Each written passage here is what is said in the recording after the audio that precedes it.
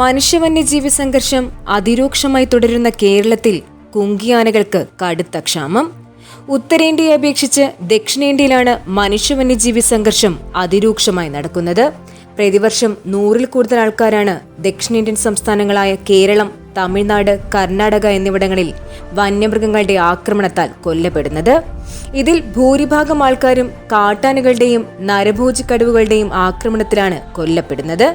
കേരളത്തിനു പുറമെ സമാനമായ പ്രശ്നങ്ങൾ നേരിടുന്ന തമിഴ്നാടും കർണാടകയും വന്യജീവി ആക്രമണങ്ങളെ തടയാനായി വലിയൊരു കുങ്കിയാന സ്ക്വാഡ് തന്നെയുണ്ട്.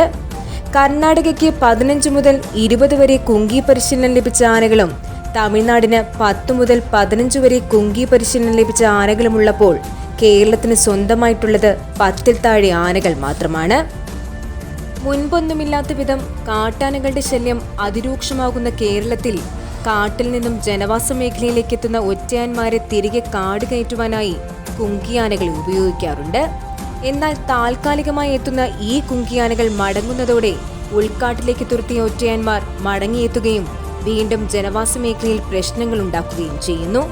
കാട്ടാനകൾ ജനവാസ മേഖലയിൽ എത്തുന്നത് തടയുവാനായി സോളാർ ഫെൻസിങ്ങും കിടങ്ങുകളും നിർമ്മിക്കുന്നുണ്ടെങ്കിലും അതൊന്നും 100% വിജയകരമാകുന്നില്ല എന്നതാണ് നാട്ടുകാരുടെ പരാതി. മനുഷ്യ-വന്യജീവി സംഘർഷം രൂക്ഷമാകുന്ന പ്രദേശങ്ങളിൽ കുങ്കിയാനകളുടെ സാന്നിധ്യമുണ്ടെങ്കിൽ കാട്ടാനകൾ ആ ഭാഗത്തേക്ക് വരാൻ മടിക്കുമെന്ന് പലവട്ടം വിദഗ്ധർ ചൂണ്ടിക്കാട്ടിയിട്ടുള്ളതാണ്. എന്നാൽ ആവശ്യത്തിന് കുങ്കിയാനകളില്ലാത്തത് കൊണ്ടാണ് വനംവകുപ്പിന് മനുഷ്യ-വന്യജീവി സംഘർഷം അതിരൂക്ഷമാകുന്ന മേഖലകളിൽ കുങ്കിയാനകളെ നൽകാൻ കഴിയാതെ വരുന്നത്.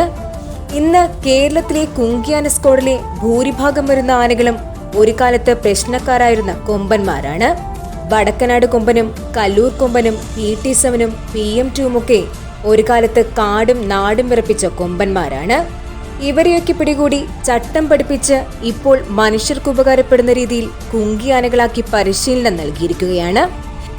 എന്നാൽ ഇപ്പോഴും ജനവാസ മേഖലയിലെത്തുന്ന കാട്ടാനകളെ തുരത്തുവാനായി ആവശ്യത്തിന് കുങ്കിയാനകൾ കേരളത്തിന്റെ പക്കലില്ലാത്തതുകൊണ്ട് പ്രശ്നക്കാരായ കാട്ടാനകളെ പിടികൂടി കുങ്കിയാനകളാക്കി കുങ്കിയാനകളുടെ ക്ഷാമം പരിഹരിക്കണം. ഇത് ആനകളോട് ചെയ്യുന്ന ക്രൂരതയായി കണക്കാക്കേണ്ടതില്ല. അതിനു കാരണം ജനവാസ മേഖലയിലെത്തുന്ന പ്രശ്നക്കാരായ കാട്ടാനകളെ മാത്രമാണ് പിടികൂടേണ്ടത്. കൂടാതെ കാട്ടിൽ കൊമ്പനാനകളുടെ എണ്ണം കൂടുമ്പോൾ അവർ പരസ്പരം കൊമ്പുകോർത്ത് കൊല്ലപ്പെടാനുള്ള സാധ്യതയും ഉണ്ടാകുന്നുണ്ട്. ആനകളെ പിടികൂടുന്നതിലൂടെ കാട്ടിലെ ആനകളുടെ എണ്ണത്തെ നിയന്ത്രിക്കുവാനും കഴിയും.